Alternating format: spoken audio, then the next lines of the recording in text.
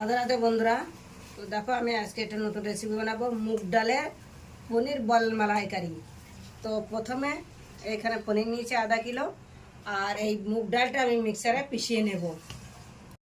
কাঁচা লঙ্কা কুচি দিয়ে দিচ্ছে, একটু লবণ, জিরে, ধনে গুঁড়ো এটাতে দিয়ে দিচ্ছি।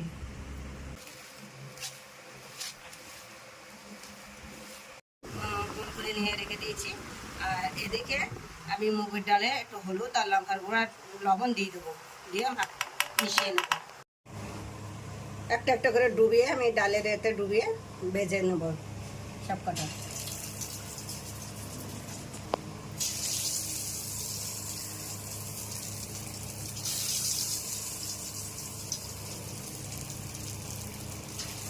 তেলে একটা তেজপাতা, একটা শুকনো লঙ্কা, জিরে, গোটা গরম মশলা দিয়ে দিলাম, একটু চিনি দিয়ে দিলাম, টমেটো, আদা বাটা দিয়ে দিলাম।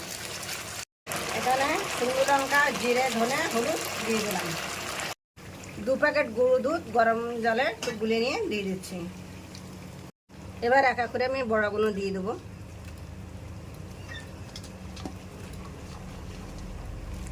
গরম জল দিয়ে দিচ্ছি কিছুক্ষণের জন্য ফোটা।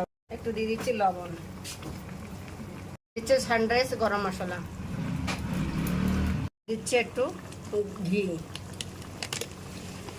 দেখো রেডি হয়ে গেল মুগ ডাল পনিরের মালাইকারি।